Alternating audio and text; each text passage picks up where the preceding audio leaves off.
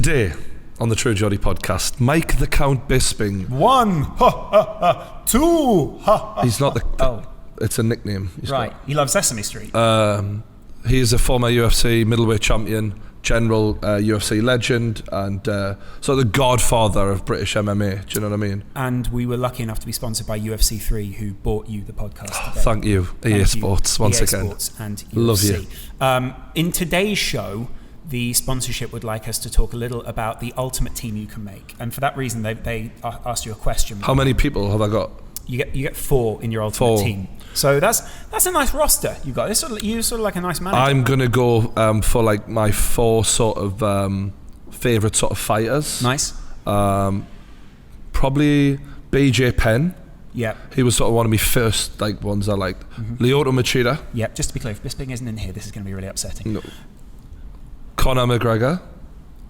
Why? Bit of banter. Because he's the front cover star. Yeah, your favourite fighter. He's got 2 titles. Yeah. And finally, Michael the Count Bisping. Yeah.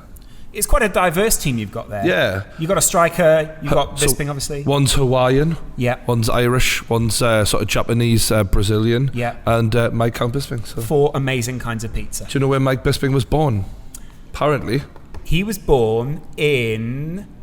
Cyprus, wasn't it? Yeah, Is Cyprus. Yeah, Nicosia. Yeah. Was it Nicosia? Something like that. Variety. I don't think it was Nicosia, but it was Cyprus. Have you ever been to Cyprus? I haven't, no. Should we go on? Anyway, moving on. The point is that you can build an ultimate team now on EA. That is cool, and, though. UFC. I do like the idea of sort of like putting a super... Can we get a tag team eventually? That would be odd. That would actually be a really good idea. No, that's such a good idea. You can do Take that one for free, EA. Yeah. Thank us later. You can do that UFC 3 thing where Snoop Dogg commentates over this. I quite like to do that. EA is sending us to the UFC Fight Night at the O2, so keep an eye out. We're going to UFC London. UFC 3 content. Thank you, EA. That is going to be a great one. We have good people to go with, and we've just been told. We can't say on the podcast. All right. Yeah, we've got 2 others. But who do we usually hang out with? It's not Con. And at the same time, we've been told we're in a row full of YouTubers. Oh, it's a bit of a downer. So if we put one of our guests on either side of us, just a buffer zone. No, we don't have to talk to them that way. Yeah, Thank you, EA, once again, for giving us extra space between us and other YouTubers. You bought all the seats, so we didn't have to be around them. And at the same time, thanks for row F. That's really close. I'll do. Yeah. Thank you, EA. Here's a podcast. Can we get some food? Yeah. I'm a fucking huge fan, mate. Thank you. That's it, Brian, right? Brian, yeah. Thanks, bro. Is this close enough? Can you hear me? Yeah, you'll be alright with that, yeah. I will adjust it a little bit. You ask your first question. I really haven't got I just wanted to shoot the shit. Sure, yeah, absolutely. Yeah. No, strict agenda on what we're going to talk about. Yeah, so. I've been watching you since The Ultimate Fighter. Right, okay. So back in the day. Day one, like. Yeah. Well, thank you very much. I appreciate that. Now, I remember when you battered like Ross Poynton and things like that. Yeah. So Ross, I used to fight with Ross back in the day on Cage Warriors, and Ross is a character, man. I don't know if you know. I like them a lot actually on that show. So Ross Poynton, you know, he's a good guy, but like, we'd be at Cage Warriors and we both have fights, not against each other, and he'd turn up and he'd already had like 3 fights in like the car park or whatever. On the way here, Ross is like, he was like even more game than you, and Ross is like, in terms of a real fighter, Ross was always that guy. So yeah, God bless him. So I remember actually looking at that series. You were the first guy in the history of the UFC from England to prove that we could really do it and stay there. I know there was a few other lads, sure, but you stayed at that top level the longest, more than anyone. And you've won the title. Yeah. You've achieved everything you've got to achieve at this point. And I'm looking at you thinking, in the last couple of fights, when you lost, sure, you're in the cage and you handled it a little too well, almost like it was like. Well. Do you know what I'm saying? Yeah, no, absolutely. So the GSP one. Yeah. I actually tore the cartilage in my ribs the week before the fight. So it was the final training session. We shouldn't have done the sparring session. This sounds like an excuse. I didn't talk about it at the time because, you know, sounds like you're making excuses. But the reality was on the Friday before we flew to New York, you know Dean Hammersinger, you know who that is? He was in the Tough series. Yeah, so Dean was out there. He was helping me a little bit. And he shot him for a double leg takedown. Like his life depended on it. Ran me across the octagon. I went down and he landed on top of my ribs. Generally, that would be fine, but as soon as I went down, I felt something rip. So I couldn't move, I couldn't rotate, couldn't do anything. So I got to New York and I was having treatment on it every day. It was an absolute nightmare. So people said to me, they said, you looked a little stiff in there, Mike. I was like, yeah, I was stiff for a very good reason. You did look your normal self. Yeah, no, because I tore the cartilage in my ribs, but it was a big fight, you know, a lot of money on the line. So, and you know, as a fighter, was that your biggest money fight of your life? Yeah, for sure it was, yeah. And as a fighter, you still think you can do it, you know. And yeah, it wasn't my best performance. It didn't go my way, but not taking anything away from George. God bless him. Good for him. He got the job done. But then the next one, yeah, you know, I was like, fuck it, you know. Yeah, what I mean? that did feel like I was like, fuck it, whatever, you know. I'm gonna make some cash for the family. Yeah, exactly. Yeah. I'm like, well, I've just lost my belt. Yeah. You know what I mean? So it doesn't get any worse than that. I've lost the belt, so fuck it, I'll go in. And I went to win, but I thought if I don't win, well, fuck it. Do you feel like there's another fight in you? Oh, absolutely, there is. But I feel like there is, but I don't know if it's the right thing to do. Constantly weighing it up. People ask me that all the time, and I never give a definite answer. And that's not because I'm, you know, keeping people in suspense. It's because I don't know. You know, I'm working on a lot of other things now outside the octagon. I've managed to set myself up in a few businesses and this and that, and I'm doing a bit of acting these days. That's going really well. Yeah, I've got a really good agent, so we've got a few acting projects coming up. I literally just came from Atlanta. I was filming MacGyver out there. Yeah. Always the bad guy. And you were Lenny McLean film. My Name is Lenny. Yeah, check it out if you haven't seen it. It's really good. Nice. So, you're doing accent stuff as well. Pardon me? Do you change your accent? Yeah, I do. Yeah, of course. Yeah. You know, okay. I don't think they want Clitheroe accents in Hollywood movies. So we've written a few scripts if you're interested. Oh, really? Yeah. But you know, you got to do that. I did an audition actually a couple of days ago in a New York accent. Yeah. Fucking terrible. I was embarrassed watching it back. I was like, oh man, I sent it to my agent and he didn't even respond. Well, your own agent won't even give you the time of day. He didn't even respond. I'm like, okay, the performance was good, but the accent wasn't bad, but I think I sounded like I was from like Puerto Rico or something like that, and I was meant to be in New York. So I'm walking over here. Yeah, that's pretty good. Yeah, no, that's good. You might have got be an actor, yeah. Yeah, there you go. I'm not the same actor. But you have got like Rockhold calling you out right now. Yep. Is he someone, if you were going to do a final fight, you think it would be fitting for you, a trilogy fight? And yeah, I guess. I mean that certainly makes sense. But for me, I was supposed to fight Rashad here in London. And you know, whatever. You're quite matey with Rashad, yeah, no, absolutely. Yeah. And this is why I wanted to fight him, because you know, over the years, you know, I've definitely been a little controversial, shall we say. And I wanted my final fight. You know, listen, I'm 39 now. I'm definitely matured in front of the world. I used to be an idiot. I'm still a bit of an idiot, but I'm less of an idiot these days. And I wouldn't want my last fight to be, you know, at the press conference talking shit and all that type of stuff. I'd rather put my best foot forward, go out there, fight someone I respect, carry myself with class. And former champion as well. Yeah, he's a former champion. We fought before as well, and I have a lot of respect for him. So, you know, that's what I would like in my last fight. Not go out there and, you know, act like an idiot basically in my final fight. That's not what I want to be remembered for. Is there a part of you that thinks in your head as well, because they're both very dangerous lads, like Rockhold, unbelievable in my opinion. He's a great fighter. He's a total dick. Total dick. But he's a great fighter. But it's like, if I'm going to go in there and I might lose, I'd rather lose against Rashad, and I can live with that. No, absolutely. I mean? Well, the thing is as well, I mean, you can't top what I did to him at UFC 199. Knocked him out first round and took his belt. Yeah. It doesn't get any better than that. I remember that because he's such an asshole, I kind of don't want to give him the chance either. You know, you can tell it's eating him alive, isn't it? It eats him alive. He hates it. So we were going back and forth on Twitter the other day. You probably saw it.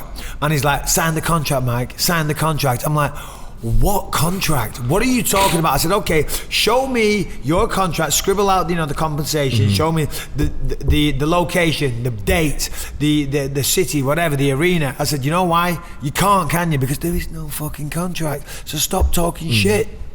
I have to say, my favourite title win of all time is yours. Oh, thank you. I remember I set my alarm 2 o'clock in the morning, as everyone in Britain does. That's what I used to do. Coming down the stairs, wiping the sleep out my eye, and literally the ring walks were on or whatever. Right. You were coming out, and to be honest with you, like, I didn't ever doubt you as a fighter, but Rockhold had been so good. Sure, no, absolutely. Machida was one of my favourites as well. He destroyed I mean, and obviously he destroyed Weidman, and we'd fought before. And he had a win over you, so I'm like, this guy is the guy who's going to run the division. For a long time, that's what it looked like. And when you... I could see that Rogan's calling out the mistakes. He's dropping the hand. He's wide open. And when you clipped him and put him away, it was like, you could tell it was like, fucking hell, justice. Like, this guy really deserves it. Yeah. Well, the thing was, I actually sparred with him, like, I don't know, it was a few years before that. He came down to Orange County. He was in town, and, you know, we got together. We sparred. And the sparring session, you know, it went my way, let's just say it like that. And then I was on a TV show in New York, and it was an MMA show, pardon me, too much water. And they were asking, said, oh, you and Luke Rockhold sparred together recently, and he was the Strikeforce champion at the time. They said, how did that sparring session go? I said, well, you can't talk about sparring sessions. I said, but let's just say this. I'm the unofficial Strikeforce champion. So that's what I said, and that pissed him off big time. So then we ended up fighting in Australia. And I handled him in sparring, but of course a fight is very different. And he got the best of me that night, and God bless him. But I wanted to fight him again, because it's like, I've been in there with you twice. You know, I know I'm not out of my league, you know, so... 2 weeks notice or something, wasn't it? Yeah, no, it was. I was filming Triple X in Toronto. I hadn't trained at all, and I got the call, and I'd wanted a title fight my entire life, you know, so I wasn't going to turn it down. But I went for a run, so as soon as I found out, I was like, oh, shit, I got to get in shape. So I immediately went for a run. And as I was running, I was thinking, this is just typical. I've wanted a title shot my entire life. I get it on 2 weeks' notice. He was training for Weidman. I thought, I'm destined to fail. You know what I mean? It's just so typical of my career. And I called my boxing coach, Jason Perillo, and as I was running, you know, he made me feel positive. And by the end of the run, I was like, okay, let's fucking do this. And I flew home. I still had to finish Triple X. I had 2 more days of filming. Flew home, off the plane, straight to the gym. 2 weeks, and yeah, there you go. The lasting impression I've got of your fight is you and your family, which I thought was a really good moment, like a nice moment for you to have. But Jason Perillo, right as you knocked him out. No, exactly. He knew it was like he was so confident. The way he did it was so cool, wasn't it? But the reason he did that is because we talked about the left hook. He called the left hook. In fact, on Rockhold's Instagram, he was doing this thing where you pull these cables, whatever, and even doing that, he was pulling his hand back here, and the hand was low, and he has his chin up in the air. So we drilled the left hook over and over and over. So, you know, that wasn't a fluke. We looked for that. So then when I landed it, he was like, there you go, there it is. And that year that you had, I don't know if there's a UFC fighter who can say they've had a 3-opponent year of Silva, Henderson and Rockhold, of higher quality. That was a hell of a run. Yeah, it was. Had to come to an end sometime. People talk about John Jones' run. That I always say that was a fucking run and a half. Thank you. I appreciate that. Yeah. No, it was a good. It was a good win. It's weird because, you know, I had up and downs over my career. I know that, and you know, I never accepted defeat. I always wanted to be world champion, and to be honest, I was proud of myself because a lot of people get to #1 contender status, and if they lose, they kind of disappear because it's hard to do that. And I got myself in that position like 3 or 4 times. You know, I'd lose the #1 contender matchups, and then I'd have a few. I get to #1 contender again, I'd lose that. So I just kept trying. But that's why after a few fights, when I said I'm going nowhere, meaning I'm not giving up. You know, and there was a few times where I must, even as a fan, I thought, I don't know if it's ever going to happen for him. Like, hey, same here. Same here. I'll be honest. You know, I mean, I of course I was always going to try. But I'd kind of, in some ways, resigned myself to the fact that, all right, maybe I'm not going to be the champion, but I still love doing what I do. Still love, you know, I'm a martial artist. I love to fight. I get paid good money for it, and that's my life. That's my job, you know. So I was still happy doing that. Of course, I'd never given up on it.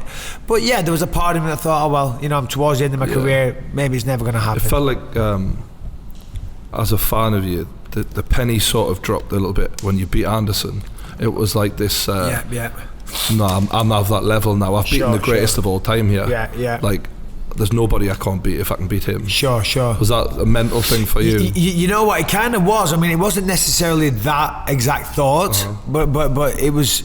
You know, I was working with Jason Perillo for a number of years, and it takes a long time from what you're doing in the gym to transcend to a fight. You know, like we just did some pads with KSI, is it? Yeah. We just did some pads there.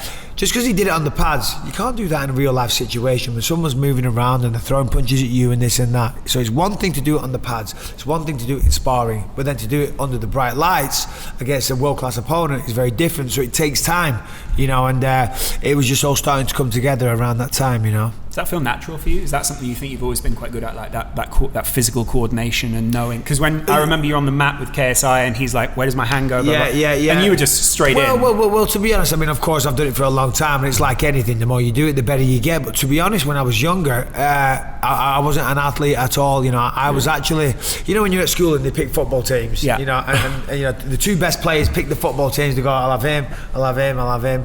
There was always like me and a disabled kid at the end, and they'd pick him. I'm like, what the fuck? Come on, I'm not that bad. You give us all hope, Mike. I was say again. You give us all hope. Yeah, there you go. Yeah. You seem quite a stocky because I've seen the documentaries and that of you. Yeah. Like you weren't shredded as a young lad. Like you seemed quite thick set. Yeah. You've developed as an athlete a lot. You mean early my MMA days? Like I looked in your jiu-jitsu days and you're very like full faced. Let's say, of course. Yeah. Speaking as a full-faced man. I've kept mine. So I started martial arts when I was 8 years old, and I was totally obsessed with it, and that was my life. And I didn't pay attention at school. I wasn't interested in that, and you know, obviously I regret that now as a grown man. You know, education is very important. Left school at 16. Dead end job after dead end job, living in a small town, not a lot going on there, do you know what I mean? And that's just kind of what people did. And my mum and dad, you know, great people, love them to death, but you know, they weren't particularly career driven or anything like that. They didn't encourage me to go to university or anything, you know, it's just not, it wasn't our family, do you know what I mean? We weren't that type of family, unfortunately.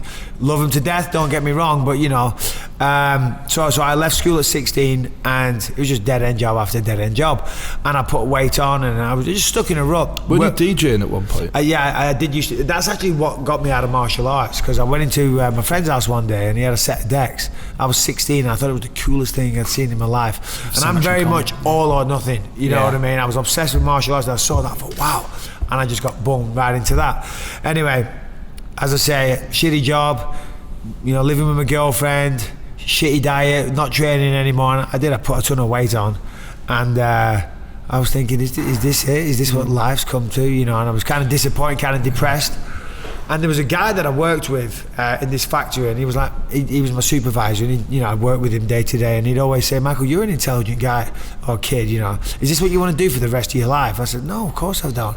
He said, "Well, you need to think about what you want to do while you're young enough and try and do it." So he got me thinking, and it gave, you know. That's funny how that one little thing can change your life. And I thought about it, and one day I went up to him, I said, "Mick, I figured it out what I'm going to do." And he stopped what he was doing, he walked over, he goes, "Oh yeah, tell me." And he thought I was going to say, like, "I'm going to go to college and I'm going to study to this." And I said, "I'm going to be a professional fighter." And he was like, "Oh my God, you're a fucking moron." It's like a movie, isn't it? Almost. Yeah, because back then, MMA, you know, was virtually non-existent, and this and that. And then I tracked down my old coach and just kind of went from there, you know. But that's not like a natural decision to make. So you're someone what you're describing is like a dead-end job. You're not particularly happy in your life. It's not very often people go, "I'll make this harder," and get hit in the face and, like, you know, have someone try and break my arm every day. Yeah. Why? Well, I didn't go to school, so I didn't have any qualifications. You know, and rightly or wrongly, I knew I could fight. And I was always that kid growing up, do you know what I mean? You're a bit of a brawler. Yeah, I was, yeah, definitely. Even in the UFC, you come across as more game than anyone else. Like, yeah, you know, I mean, you know, it was always the older kids. Yeah, I was in the third year, I was battering the fifth years, and you know, I was a little shit. I was a little shit. You know, have so much in common. Yeah. You, I'm sure I heard a story about you were sleeping in the car at some point when you were training. So I drive down to Nottingham on a Monday, and I'd stay there till Friday. And you know, sometimes I stay in a B&B, sometimes I stay at someone's house, sometimes I'd sleep in my car. I remember I was sleeping in my car, and it was middle of winter, it was freezing, and I woke up and there was like this much snow on the car, and I couldn't get out because it had all frozen up, you know, and you got to get out of there and go to the gym and train and stuff. So, you know, it all paid off in the end. But I remember, you know, because we had two kids as well. My wife, God bless her, was super supportive because we were already in debt. You know, we were already borrowing money off her mum and dad all the time, and my mum and dad didn't have money to lend.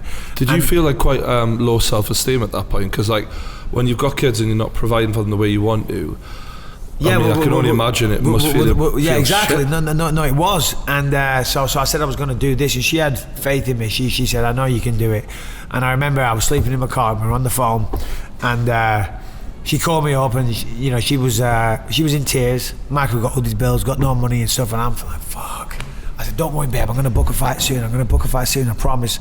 So yeah, it just kind of went from there. So it's not been an easy ride, but it isn't for anybody. It's not a unique story. Most guys that fight, some of them, they do it because they're good at it, but most people fight because they're kind of forced into that situation. Not forced, but it's kind of their destiny in some ways, because that's the hand that they're dealt. It's necessity in that sense. They have to fight because they need to earn money. Yeah, or for sure. He talks a lot about destiny. We've been talking about this lately on the podcast. Do you believe in your path is chosen before you walk it, or do you believe in you can decide? I'm not a deep person like that. Surprise, surprise. but not really. But I kind of. When it comes to the world title, you kept using this word, it is my destiny. Yeah. I mean, I did believe that. I believed in myself. And, when I was younger, I won every single martial arts tournament I ever entered. Every single one. And, I'd go in the under 12s, under 14s, the under 16s, win them all. And then I'd go in the adults and I'd get like a silver medal in that. Do you know what I mean? So I was always very good. And then on top of that, I was a little tall rag. I was getting into brawls here. And, so I knew this was the right thing for me, with my martial arts training as a kid and this and that. I knew I had what it took. But there was no money in it back then. And everyone said, if you're getting into MMA for money, you're making your wrong choice. And I was like, shit, that is the only reason I'm in it. But fortunately it paid off. What did it feel like when you got your first big check and a lot of the problems went away and they were able to tell the missus everything's all right now? So I won the Ultimate Fighter, and that was in June. And you don't get paid a lot for the Ultimate Fighter. Of course, it's a platform and it gives you a chance to go off and become something. Yeah. I think that the pay for the Ultimate Fighter, it was 5 and 5, so $10,000. Yeah. Back then, the exchange rate was 2 to 1. So and then you pay tax. So I came home with about 1,500 quid. That's mad. That. Yeah, a lot of that got pissed up the wall in Vegas as well. Came back with not much money, and my next fight, that was in June. My next fight wasn't until December. And, I'm in the UFC, but I'm fucking more skint than I've ever been, you know what I mean? And Dana called me up one day, it was getting close to Christmas, and he just called me up out of the blue. He said, how you doing for money, Mike?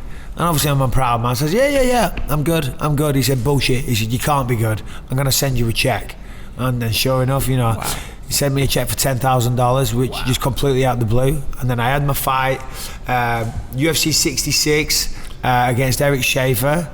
And I knocked him out in the first round, and I went backstage and I'm getting changed, and my girlfriend, she'd flown out by herself, it was my wife now, she was sat in the stands completely by herself up in the bleachers, and Donna, who works for the UFC, said, Dana wants to see you backstage. And I'm always in trouble, so I'm like, oh fuck, what have I done? Why does Dana want to see me? And I went backstage, and he said, here, there you go, handed me an envelope. And I opened it up, a bonus for $50,000 with the tax already paid on it, so it was like $80,000, and I've never seen that kind of money before in my life. Wow. And my wife was in the stands. I ran out, I sprinted up to her, I said, babe, look at this, because we were fucking broke back then, almost brings a tear to me, you know what I mean? Yeah, fuck me, mate, I'm proud of that. That's a... Yeah. And then from there, it just got better and better. Do you know what I mean? It definitely. Really did. Yeah. When you see that check, and those, to be fair, Dana kept the bonuses coming as well. So he's always been more than fair.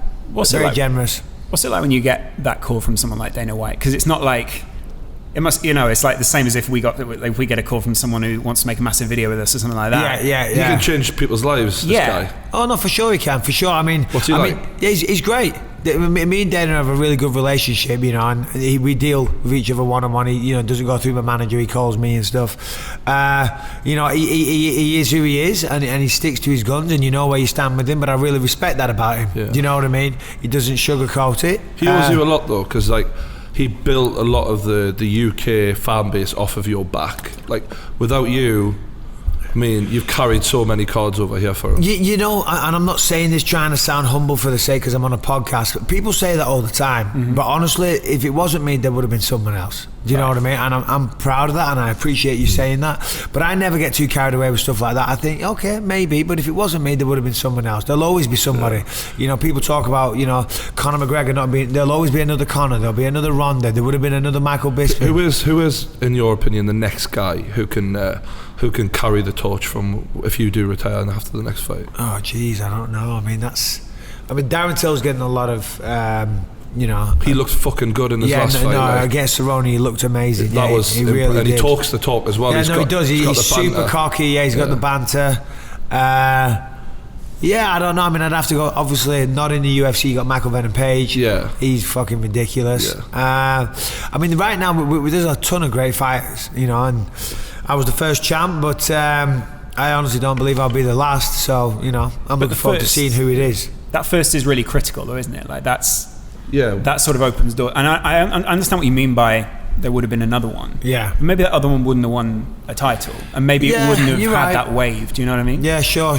You know, and I appreciate that again. But I guess you play it all down. But the thing is, mate, you can't sit there and think about that. We're going to make you submit. I never do. I know we've got some UFC people over here, and they think I'm a fucking pain in the ass. Yeah. You have so much in common.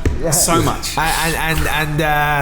You know, but honestly, I mean, I've worked my ass off. I really have, and it's been a lot of sacrifice, and I travel all the time. I'm away from my kids and stuff, but I love it. I'm a lucky man. I was just thinking back to the actual tough watching it, because that's my favourite series for a lot of reasons. I thought season 3 Tito and Ken were just absolute gold. And the guy you beat in the final, Josh Haynes. When I was researching like for this and that, he's a cop now, you know. He's a cop. He's on a cop show as well. Yeah, he's on a cop show. He's on a cop show. Yeah, you know, he's like like Dog the Bounty Hunter. You're joking. Yeah, I swear to God. No, he's fucking gold. Like. Okay. Yeah. Have you seen it? I've watched a little bit of it. Like he's like taking on kids and that. And he's a character. He was a little grass, you know. Really? Yeah. Because we were in the house. You know, and it's a reality TV show. You know, I mean, it's no secret. I like a bevy here and there, and you know, one night, bollocks. You know, I was pissed off. I ended up fucking arseholed, and he went in next day, told Tito straight away. He said, Michael was drinking last night, yada, and so Tito called me out. Like a cop would, actually. Yeah, exactly, a little snitch. And Tito called me out and he said, right, you're doing, you know, all these kind of drills and stuff as punishment. But he made Josh do it as well for being a snitch. Wow. He said, yes, you're both lad. doing it together. He said, you shouldn't have been drinking, but you shouldn't be grassing up your teammates. So true. That was funny. You know, when you see Tito and that, now, must be funny because he knows, like, you're a vet as well now. Like, is it a different sort of chat between you than the way it was? Yeah, it's kind of weird. I mean, of course, when I got on The Ultimate Fighter, I mean, it's Tito Ortiz, man. You know, because I remember Tito when he was the Huntington Beach bad boy, like, for sure, the name in the UFC. And you know, he was one of the guys that helped build this company. You know, and he was one of the first megastars of the UFC. So it was like, wow, Tito Ortiz. And then now we have the same boxing coach. I see him in the gym here and there, and you know, I mean, Tito will always be held in high regard, and he always has that level of status. I was shocked when he beat Sonnen. Yeah, me too. I was fucking shocked. Too. It was weird. I was gutted for Sonnen because me too. He did that video where he was like, "Me dad's dying wish was for to really? beat Tito." I never saw that. Because Tito was champion. He was like, "I'm going to be a world champion. I'm going to beat Tito," because he beat him in a wrestling match. And then he sort of started getting really like choked up about it, and he was like, "I'm going to beat Tito." And I think he went in there so emotional, his head went like straight away. Oh, maybe, yeah. Because then he beat Rampage as well. I mean, so I didn't see that coming because how bad he did against Tito. I thought, well, Rampage is going to destroy him. Rampage is fucking big now as well. He's massive. Dude, he's massive, yeah, he really is. You used to be quite pally with him. Are you still cool with him, or is it a bit? Unfortunately, no. So I used to be with Wolfslayer. Yeah, I don't really want to talk too much about them. We'll leave that because they're. But yeah, so I left those guys, which, as I say, I won't go into. But I left them because there was a lot of stuff I didn't agree with. A lot of stuff going on. A lot of money or whatever. I'm not saying. I almost said some stuff. And anyway, so I left, And then, I think they kind of poisoned my mind to Rampage. God knows what they were telling him, because then all of a sudden Rampage didn't like me, and so I don't know what was said, but I think they kind of shit on him as well. So he's not with them anymore. Yeah. Well, then that's sort of so he track record. Yeah, he's not with them either now. You're obviously quite a straightforward guy in that sense. Like, you pretty much say it how you see it. Sure. Do you think that's helped you with people like that? Because this industry is now full of people who are trying to hang on, or trying to take a little off the side, or trying to play it their way. Yeah. As a fighter, you're the commodity that they're selling. Sure. How's that sort of helped you, do you think? It's weird. I mean, I don't know. I mean, I guess it's helped me in some ways. And I think in some ways it kind of... It kind of held me back in some ways as well. Yeah, because you don't play the game. Yeah. You don't schmooze and all that. Yeah, you cut the shit. A lot of people, they're like, oh, he's putting on an act and this and that. I'm like, there's no fucking act here, pal. There's no rehearsed lines or anything like that. I'm just off the cuff, going with the flow. And then sometimes I look back and I'm like, wow. Why did it? Like we were saying about the podcast, I do a podcast. I'm like, shit, we need to delete that episode. Do you know what I mean? You can check that out at Believe You Me. We'll put the link in the description. There's loads of liable episodes. You'll love them. I mean, it's a gift and a curse. Yeah. Do you think you've always been? I mean, you were talking about looking back as a vet and how you've changed. Maybe you weren't shit talking this final fight. Do you see the same arc for the way that you fight and where you came from? What do you mean? Like your style in the ring. How do you see that as evolving? Definitely. I mean, so back in the early days, to be honest, it was pretty much just wild aggression. Right. I didn't really know what I was doing that much. I did a lot of martial arts, but I did Japanese jiu-jitsu. Okay. Right. And pretty much none of that is applicable. It was pretty much MMA. No, I shouldn't say that, because it is actually a fantastic martial art and a lot of it is real. But still, it's not like Brazilian. No. So Japanese Jiu-Jitsu was like the first martial art, and all other martial arts were taken from Japanese Jiu-Jitsu. So Judo took the throws, Karate took the striking, and they just took it to the next level. But Japanese Jiu-Jitsu was the first, and Brazilian Jiu-Jitsu obviously took the groundwork element, and so on and so forth. So it kind of was MMA. But when I first started, as I say, it was kind of just fueled off wild aggression. And then as I got further and further into my career and started getting more technical, so the technical side was getting better, but the aggression was getting less. Mm-hmm. And I guess that comes with also maturing, getting a little bit older, having a nicer life, not struggling, so, and because a lot of people say to me, I want to see the old Bisping, I want to see you going wild and da-da-da-da. But again, wild aggression or being like that, you can't fight like that forever. You can't fight like that against the best guys in the world. Now you've got to start using strategy, you've got to be calm. See, if you're super wild, you might do okay against some guys, but you've got to be. See, I used to try and wind myself up in the locker room. I used to try and get as mad as possible and go out there, and 99% of the guys that'll beat, but not the best people in the world. You've got to be cool, calm, and collected. You've got to be in the moment. You've got to be composed. You got to feel the situation. If you're angry, you're mad. In any walk of life, you're never going to be the best version of yourself. You know what I mean? Doing a podcast, driving a car, whatever it is. If you're fucking mad, you're not going to be the best version. I've had a few moments where I've lost me shit, and I realise actually I'd be far better just being calm. Yeah. So in a fight. In a firefight in front of bloody the world, and you need to be on it. You need to be calm. I think the fight that showed that most of all, the two fights, the first Dan Henderson fight and the second Dan Henderson fight, he never evolved, in my opinion, at all. He was the same overhand right guy who can wrestle but doesn't really use it. Yeah. And when you fought him the second time, it was so different, and you outclassed him. I know you did land those two big shots. Pisses me off that everyone says, "Oh, Henderson, he was robbed." It's like bullshit. No, but other than those two big shots and backpedaling for most of the fight, he didn't do anything. Nothing. He landed two big shots. That was it. Credit the fucking heavy. Hey, mate, I'm sure they hurt. I've still got the scars on my face. But you outclassed him in that fight, in my opinion. And in the first fight, it was. You look like a fish out of water at parts. Yeah, well, do you know what? In that fight, the first fight, Jesus Christ, I was so overtrained. It was ridiculous because I knew, it's Dan Henderson, former Olympian, Pride champion, knockout artist. So I trained like a maniac, and when I say like a maniac, I mean like a fucking maniac.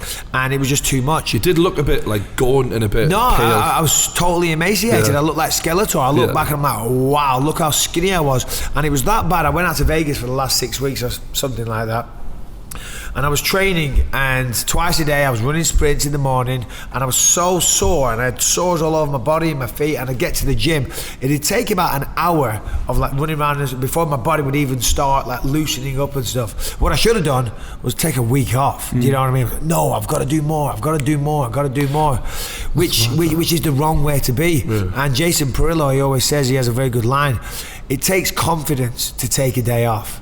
Now, there's a fine line between being confident and taking a day off because you need the rest and being a lazy bastard. But if you know you're not a lazy bastard, it's like, no, I'm good. I don't need to. I'm better than this guy, and I'm going to take the day off today because I need the rest. I'm going to have a massage, I'm going to eat some good food and chill, and I'll kill it tomorrow. But it takes confidence to do that, because if you're lacking in confidence, like, no, I've got to do more, that's weakness. That is a sign of weakness. And then that was evident in that fight, and I was overtrained, I was emaciated, I was weak as hell, and I got knocked the fuck out. What word would you put for that emotion that you were feeling? Is that fear, or is that not fear of him, or the fear of losing? Or it's always the fear of losing. Always the fear of losing. I mean, I'm not afraid of any man. I'll fight anyone.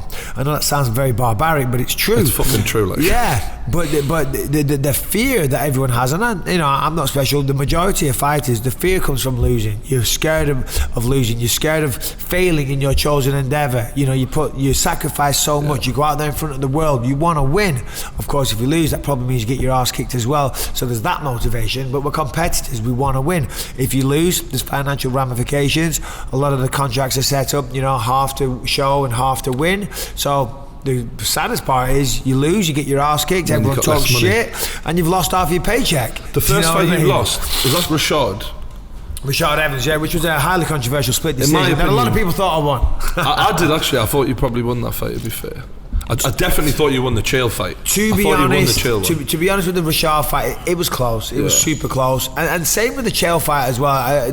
No bitterness there. It was a close fight. It could have gone either way. You know what I mean? How did you deal with losing the Rashad fight? Because that was the first time. Was it really hard? Or because it wasn't in bad fashion, were you okay with that? I took it the complete wrong way.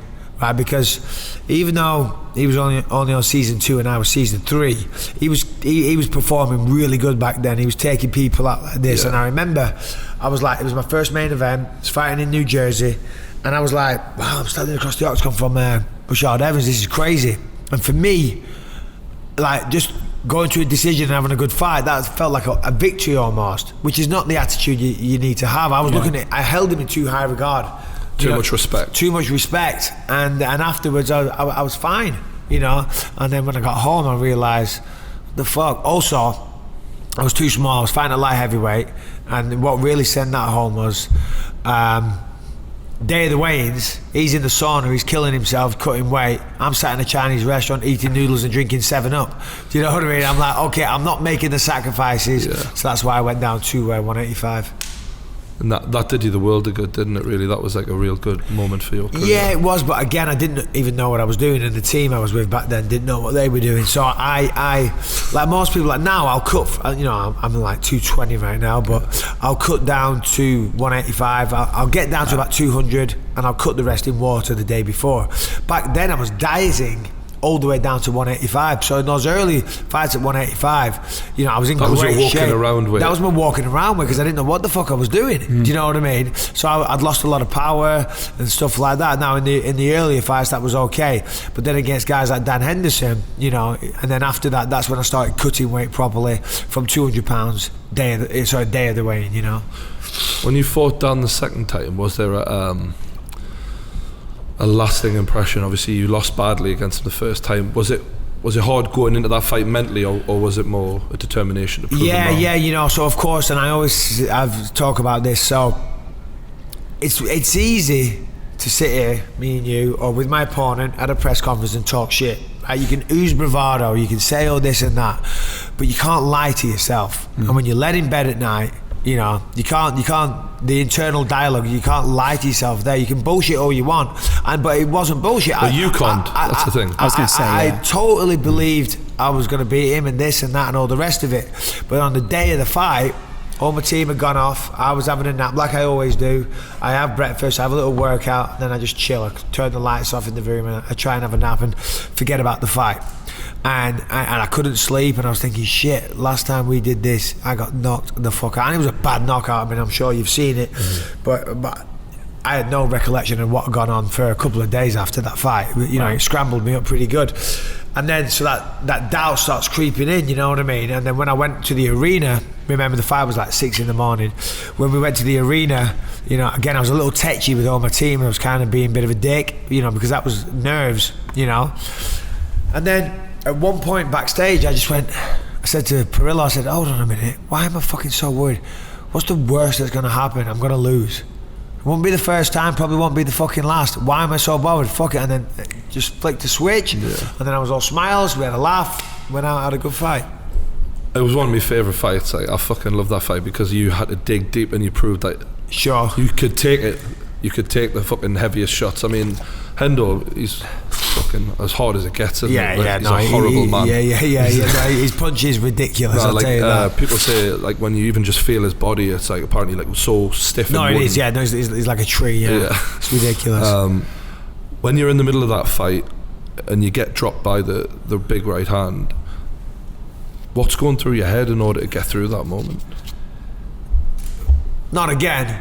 Really? Jeez. Do you know what I mean? Yeah. So I mean, I was doing great. I was winning. I was beating him to the punch. I was in and out. I was faster than him. I had the edge.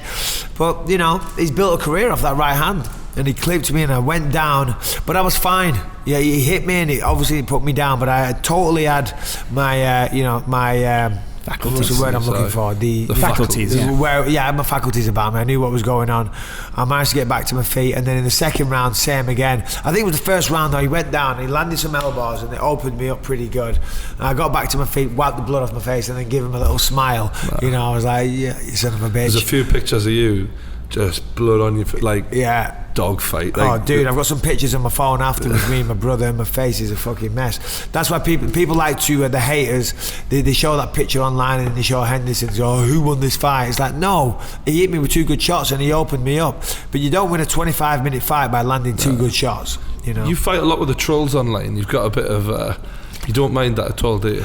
Not too much these days. You used to a lot. Yeah, I used to, because it's weird, and I think this is human nature. People do this, but so you'll be on social media, Instagram, Twitter, whatever, and people say a lot of nice things, but you can't respond to them. So that's cool. But the one person that says something bad, then you respond to them. But why would you give them the response and not the person that's saying, hey, big fan, blah blah blah blah blah? They're the ones that deserve a response. Mm-hmm. Yeah. But I think, you fucking arsehole, you know. So I want to respond to them, but so I try not to these days. These days I just block them. Mm-hmm. And I used to get, Jesus Christ, so much, and I mean so much. I think you've won people over. Yeah, these days, I mean, my Instagram timeline, it was shocking. The comments I used to get, and all of them, they were terrible. And to be honest, now it's all very, very positive stuff. You might get the odd one here and there, but 99% of it is all positive stuff. So it does seem, you know, maybe I'm just less of a wanker these days. So I think that's one thing. Yeah. But I also think, because the Americans don't get our humour a bit, so they take it to heart a little bit. But also coming through the Hendo knockdowns and the Rockhold and all the things, like, no one can fucking doubt you anymore. Like, there's not really anything anyone can really say. I think a lot of it was as well, because obviously, you know, when you say, I mean, I'm sarcastic, just like a lot of English are, you know, and that's our sense of humour. So when we say things, it gets taken out of context. Yeah. You know, and when you write it up in a headline, obviously the context isn't there, and it sounds terrible. But if you see me say it, I'm kind of laughing or winking and smiling and just having a crack, you know what I'm saying? And then when you do that in a fight, of course, I've always been the bad guy. I'm the English guy fighting in America. That's the narrative they're always going to put forward, you know, and fair play. But then when I moved out there and I started doing a lot of work on Fox Sports, people saw more of me. You know, saw me an hour at a time talking to the fighters and having a laugh. They could see it was my sense of humour. And I think that really helped as well. People saw a little bit more of me and realised, hold on a minute, he's maybe not such a prick after all. Did you put a real... did you put a lot of value behind those words? Because obviously you have said a lot of stuff. Which words? The words when you're in the press conference, the bravado, as you say. Did you think that was an important part of your game at one point? No. That was never like a conscious decision. But if you're going to fight, you've got to be confident that you're going to win. So all's fair in love and war, essentially. Yeah, and if you're not confident, you're going to lose. Right. Because you're not going to commit. You know, if you're scared, you're going to throw a punch, and you're not committing, you're not stepping into it, all that stuff.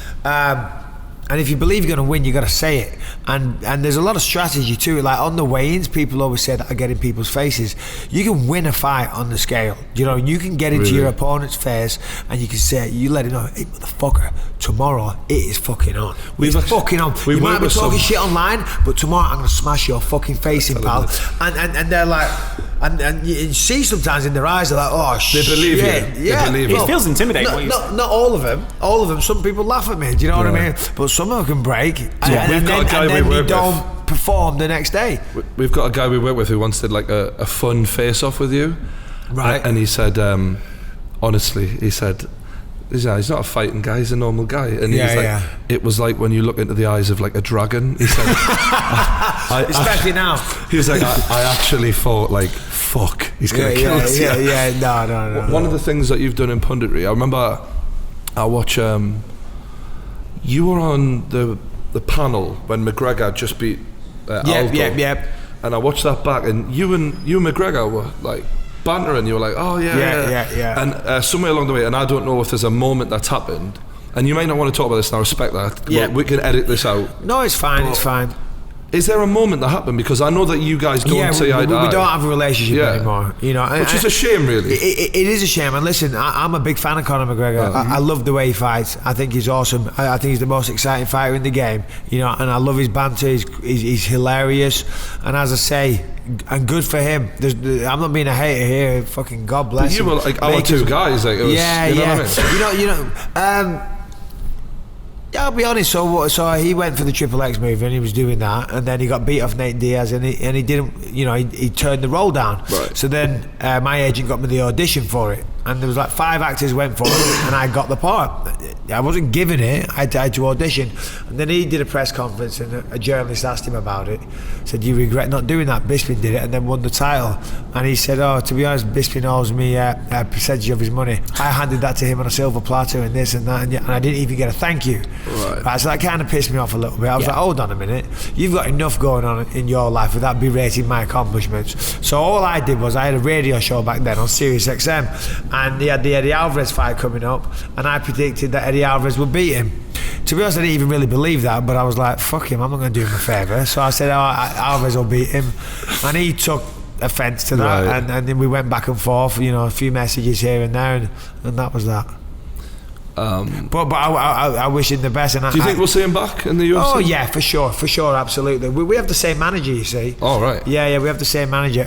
No, for sure he's coming back. Yeah, that tall guy, I can't remember his name. No, he's called Audi Attar, right. Paradigm Sports Management, and and you know, Conor's awesome, man. I love, you know, no one misses a McGregor fight. You know, he's the man. He really is. He's incredible to watch. Hilarious. You know, he's unpredictable. He's wild. What about Mayweather coming to the UFC? Ah, bollocks. It's absolute shit. Who's that? I don't know. Tyron Woodley says that he's training him. So. Well, you've got quite a good relationship with Woodley. Do you reckon he's bullshitting? I don't know. He said it. Yeah. And I don't think Tyron's not the type of person going out there telling lies. Yeah. So I don't know. Maybe there is some truth to it, but I just. Who would you put him against? What do you think, Reed? Is that happening or what? There's a shrug in the shoulder. No comment. There's a shoulder shrug from someone high up at the UFC in the background there. So read into that what you will. And Tyrell says he's training him. Hey, and I think that, you know, it's going to be a lot of money. So sign the contract is what you're saying. And why not? Yeah. Do you know what I mean? I guess if I was him, I wouldn't do it. But then if he loses. Yeah. It's like, so what? He's not an MMA guy, and he's been paid a ton of money, and he's at least had the balls to try it, and his boxing record would still be intact. Exactly. So I guess when you put it like that, maybe it's difficult to make that shift, though, isn't it? I imagine it's, well, you know, people are saying it would be easier for to go one way rather than the other. But for him, he's just been upper body his entire life. He's only ever had to guard that. Sure, no, absolutely. And you know about the rest. Do you think that would be something that he could do? Like, that's going to take a lot? Yeah, no, it does take a long time. But to be fair, I mean, number one, he's got the boxing already. You know, if you can learn some takedown defense, learn how to defend some kicks. That's what Woodley was saying. He went in, 6 months, and he could have a grasp of some of the basics. And if they matched him up right, if they gave him a striker that can't tear people down, you've got to favour him in that. Apart from the kicking element. Kicking. With Mayweather, I think his boxing style. So if you look at all the different boxing styles, his style is probably the worst style for MMA. And I say that because he relies on the glove size. Yeah, no, for sure. He leans back, which is the worst thing you can do for a takedown. I just think it. And you're right, but he's also wide open. You're right, but he's also incredibly hard to hit. He's very, very elusive. And a lot of that is, I mean, it is. He's trying to do that shoulder roll and stuff. No, you're not going to get away with that in MMA. Nah. But he's not an idiot. He'll recognise that and he'll evolve it a little bit. But his head movement is amazing. His footwork's amazing. His speed, his reflexes, all that stuff. I'd love to see Conor and him fight. Listen, the boxing of Floyd Mayweather compared to a guy that likes to box in the UFC, there's no comparison. If they can't get into the floor other than some kicks, I think they're gonna have a hard time. But if he fought Conor in the UFC, Conor will wipe the floor with him, hands down. Simple as that. Saying that, I said that in the Nate Diaz fight, the first one. Remember, he took it on short notice, Diaz, and because that was the week after I fought Anderson Silva, and so and that broke that week, and all the staff, all the journalists were like, "Oh, Diaz McGregor, what's your prediction?" I said, "I guarantee McGregor's going to kill him." I said, "Blah, what about blah, that blah, guy blah." He got a tattoo, man. One of the news guys he ended up having to get a Nate Diaz 209 tattoo. That's right. Yeah. No, that was John Anik. That's right. The commentator. Do you remember your first time in the octagon and how that felt? Because that must have been a big moment for you. Yeah. Well, I mean, that was on the Ultimate Fighter. That was it was good, man. What were you? Do you remember the emotion that you had going in there? Was that a proud moment for you, or was there? I don't know. No. I wouldn't say proud. I mean, but back then I was still on my journey to trying to provide for my family, and the goalposts were always moving. It was like, okay, I got to get my first fight. We're going to try and earn some money, and then I fought for the KJ title. So I want to win this.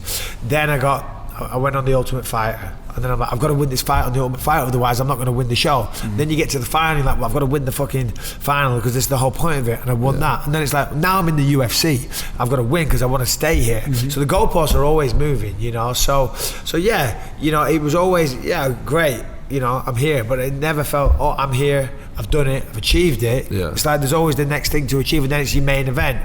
Now we're getting number one contender. Then you're fighting for the belt, so it's always moving, so you can never stop. Your son is quite a proficient American-style wrestler. Yes.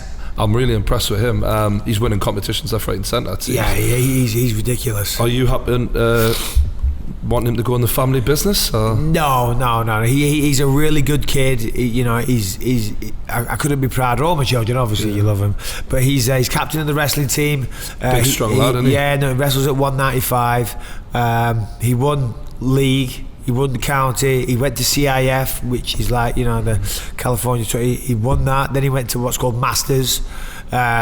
Came second or something in Masters, and then he qualified for the state finals. So the best wrestlers in the whole of California, and then he placed there as well. And he's only a junior, so the guys, they're all seniors, which is they're 18. He's only 16. Wow. And and he placed there as well. So it's ironic because your weakness when you started was wrestling. No, for sure. I was never exposed to it though. We don't really have wrestling. I mean, we do have it in the UK a little bit, but you've really got to find it. It's niche, but he does it at school, and he has a tremendous team, and it's amazing. It really is. I'm so proud of him. Do you ever contrast your upbringing and then think about what he has and the opportunities that you've offered your kids? Yeah, and that's, he hasn't, I mean, he could do it. I mean, he goes out there and wrestles people's heads off, but so he could do it. And I think, to be honest, has he ever mentioned wanting to? Yeah, for sure. Yeah, we do, because I take him on the pads and stuff like that, and he used to do jiu-jitsu. Now he doesn't have time because wrestling is that full-time thing. They train 3 hours a day, they lift weights in the morning. It's incredible the schedule they have to keep.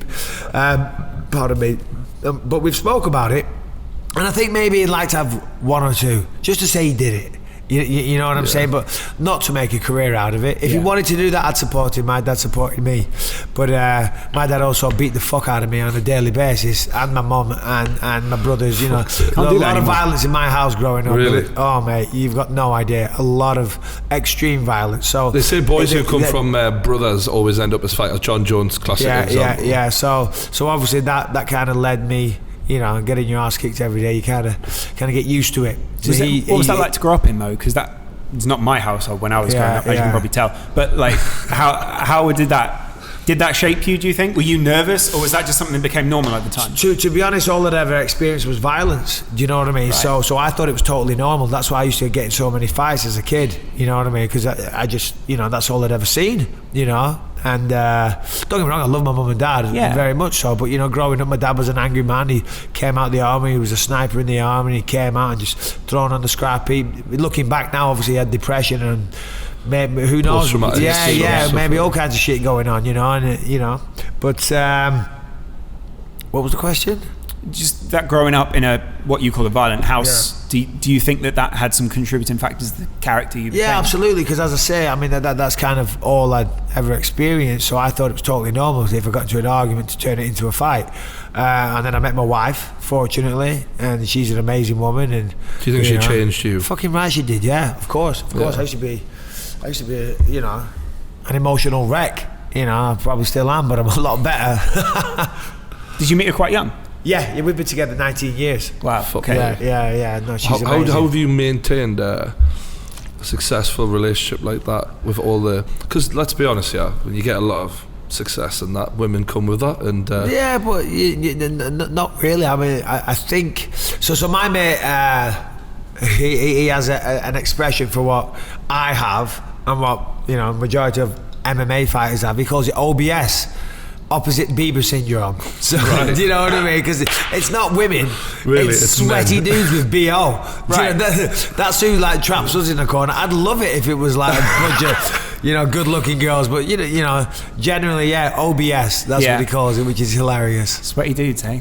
Yeah, sweaty dudes. I've seen some of your home movies, and I thought it was funny is that when your littlest lad, he's got such cheek on him, like he's always saying, you're going to lose your next fight. Yeah, he I love him dearly. He's hilarious. Oh, he's funny, like he like if we're on the phone, I'll say love you, silent. Nothing. He won't give me a hug, won't give me a kiss. Is he a mummy's boy? Oh my God, so much. And he saw it. Well, I'm going away. I've been away for almost 2 weeks now. He's like, yes, I get to sleep in your bed every night. He's not bothered. I call him, he doesn't want to talk, but he's hilarious. He won't get, as I say, bye, but he's so stubborn. He's just like me. The older two, you know, of course, they're my children, but they're very much like their mother. They're very, very calm, very they seem mild. More placid. They're very mild-mannered, you know, which is great.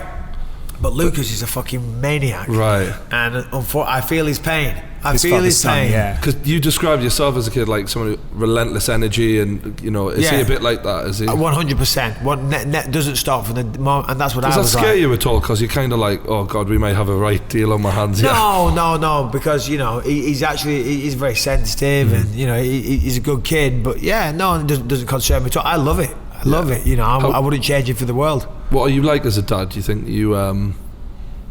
think you are quite sensitive to their needs, and you think about things more than your parents might have done?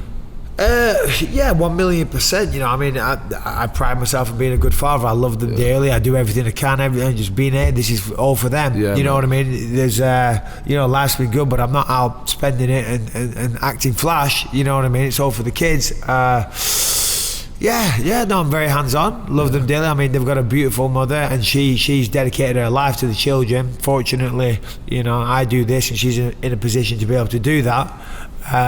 We have a really, really close family. They're growing up in the States, I'm assuming? Or? Yeah, we've been there for 6 years. Right. So, the older two, they've still got their English accents when they speak to us, but when they're talking to the friends, I'm like, who are these people? I'm telling Madonna. I hear them on the phone, I'm like, oh, wow. What the fuck? Who the fuck is that? You know, and then, but Lucas, obviously, he was only 1 when we moved there, so he's full on American, Californian. Yeah. But which his accent's so cute because obviously we're not used to it. To anyone in America, it's just a typical kid, but we think it's so cute. Of course, you know, as parents, you think your kid's the cutest or whatever. But Ellie, my daughter, she was her friend was in the car, and she forgot on her phone or something like that. She said, and she forgot to speak in her American accent, and her friend was in the car, and they've been friends for years, and she says, I forgot my phone, and she went, oh my God, have you got an English accent? Because she never heard her speak English, but she just wants to fit in as a teenager, you know. So yeah, that was funny. That's kind of a cool commodity though. Like if you're an English person in America, you're like you're a rare thing. There must be something that's quite good about that for your kids. Maybe in Orange County, around LA, there's a lot of English people. Yeah. But it's not necessarily a good thing. Yeah. They love the Irish though. Yeah, they do. We've got some questions from Twitter. Okay, fire away. Heavyweight boxing, Anthony Joshua, Wilder, Tyson Fury. Out of those three, who ends up the king? I would have a long time ago said Anthony Joshua for sure, because I wasn't a fan of Tyson Fury. Right. But honestly, I think he beats them all if he gets in shape. And I wasn't a fan of Tyson Fury. We had a little back and forth. You had a back and forth with someone? Yeah, exactly. But it's crazy, I know. It's shocking. No, but he is that type of character as well. No. Well, he went round telling everybody and putting it on social media that his mate, Gypsy John, whoever the fuck he is, knocked me out outside a nightclub recently. Wow. And I was like, all right, that's good. You do realise I live in California, so I don't know how he knocked me out in this nightclub close to my hometown, but whatever. Gypsy John's a traveller. Yeah, Gypsy John, traveller. There you go. So we went back and forth a little bit, and whatever, wasn't very pleasant. So I was like, he's a dickhead, yada yada yada. But his fight against Klitschko, listen, he's not pretty to look at, and his style's not the prettiest, but he was very, very effective. His jabs, his work rate, his feints is what won him that fight. He's intelligent, isn't he? He knows what he's doing. He really does. So once I got past that, because that was clouding my judgment a little bit, and now actually I am a fan of his. I'm a fan. I like the way. Just listen, he's been a dickhead in the past. But lately I think he's doing himself a lot of favours the way he's carrying himself lately on Instagram and stuff. I'm quite impressed with his comeback. Like, they shed all that weight and that. And he's looking good, and I think he's matured or whatever. And far be it from me to say that. I'm not condescending him. I'm saying I see a different side to him these days. Is what I'm trying to say. And I think he'll give Joshua problems. Wilder. Why do you think he gives Joshua? Do you think Joshua's a little bit too basic, sort of speak? He kind of is basic. Yeah, I mean, I'm not taking anything away. I'm a big fan of Anthony Joshua. He's fucking good at that basics. He's amazing. He's a big unit, and he hits hard, and he's got a good chin and all the rest of it. And if we ever bump into him, he's great. Yeah. Oh, is he? I've never met him. No, I haven't either. Because you say all those things about him off camera. Stuff about his face. No. I'm a huge fan of Anthony Joshua. I just think with Fury's range, his reach is what's going to give a lot of people, and he knows how to use that reach. So. And Wilder, but you never know because he's kind of sloppy. But geez, he hits hard, when he lands. So yeah, I mean, I don't know. Oh, you can make an argument for all three of them, to be honest. But Fury might be your pick, yeah. Sounds crazy to say. I don't know. If I had to put money on it, I'd say Joshua. Anthony Joshua really impressed me when he fought Klitschko. Yeah. The next morning, he was on Instagram and he was having a recovery swim and this and that, and I thought, this guy's a consummate professional. After a fight me the next day, I'm fucking nowhere near a gym, let's just say that. Do you know what I mean? If anything though, I kind of like the fact that Fury is a bit broken. I kind of identify more with Fury as a bit of a fuck up. I kind of like that. You're right. Because I like seeing someone come back from, whereas to me, Joshua, I respect that he's a consummate professional, but it's almost like he's just too perfect almost. He's more like a swan. He's gliding on the water. He's you can see him struggling. That gets wheeled out for sure. He's chiseled. He's this. He talks. I mean, he looks like a fucking model. Do you know what I mean? I'd rather sort of. I kind of rather root for someone who's a bit like more ugly like me. Bit of a beard belly. You can easily, like in Shrek, I saw you sobbing the other day. Yeah. So when it comes down to people like Tyson Fury, and you're looking at people who are maybe not a similar character to you, but people who are treading a similar path in their career, as what you call yourself a veteran now, do you sort of see what they're doing? You were talking about, the way that he's talking shit or whatever, those sort of things? Do you see the same mistakes that you made and think? No, not at all. No, in fact, quite the opposite. I'm saying just lately, I feel he's coming across really well on the videos and stuff that he puts on Instagram. Yeah. I think he's being really real, and I think he's being really humble, and that's why I say I've come round to him. And I've even commented on his stuff a couple of times after, as I say, we had a little back and forth. He probably doesn't even remember it. You know what I mean? Well, he's had a few good nights out since then. Yeah, exactly. Yeah, but you know, I like what I see. Do you know what I mean? I really do. Also, we've had someone ask, who's your favourite fighter to watch, whether it be any sport? Do you know what? It's weird. I get asked that all the time. And another one is, who was your inspiration? You know, and there was no one. You know, I never got into this because I looked at someone on TV and I thought, I want to do that. I want to be like this fighter or whatever. I did it because I wanted to provide for my family. Simple as that. Favourite fighter to watch? I mean, it's hard to narrow it down. I mean, back in the day, Anderson Silva, when he wasn't fucking around and being boring, when he turned it on, for sure, he was one of them. That Forrest Griffin fight stands out for me. Yeah, right? Dude, it was incredible.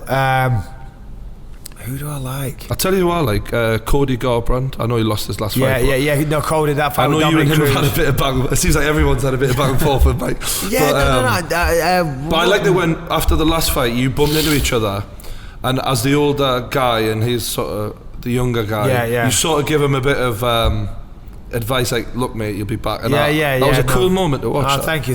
Yeah, I like Cody. I can't remember what happened. He said it was him that said something. It wasn't silly, me. But it was silly. So I think I can't remember. Oh no, he said me and TJ are the real main event. That's what he said. Right. I was like, not if you look at the posters, mate. And I'm definitely coming in last.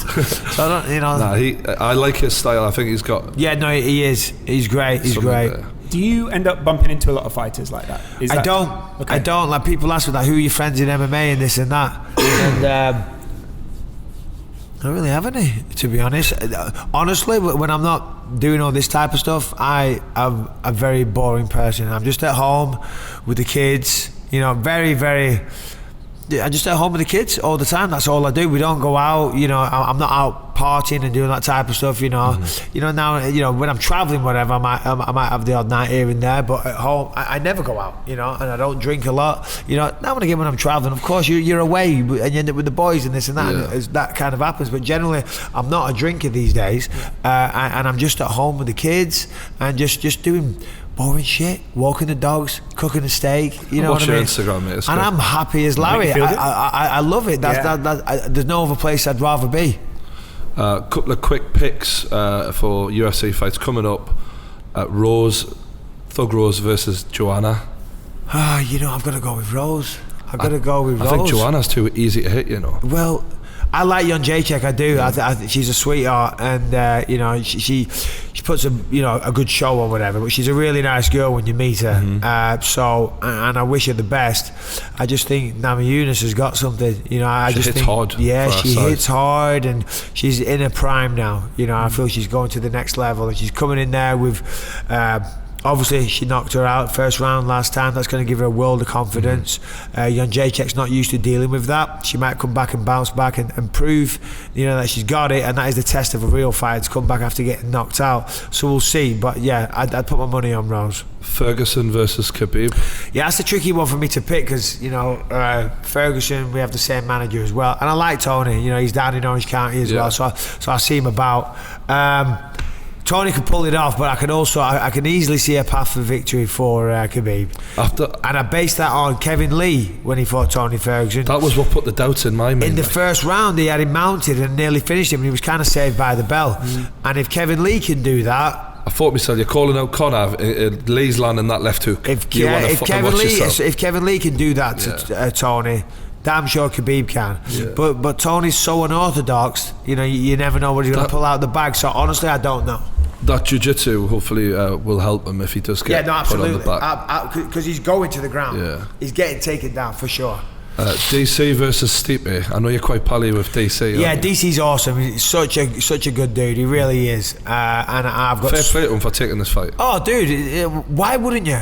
Nothing to lose. He's going to get paid a shit ton of money, and he can become a true legend, light heavyweight and heavyweight champion at the same time. Incredible. he's capable of it as well, in my opinion. He's definitely capable of it. I mean, look what he did in Strikeforce, the Strikeforce Grand Prix. He was undefeated as a heavyweight. And I've got so much respect for Daniel. He's such a good guy. He really is. But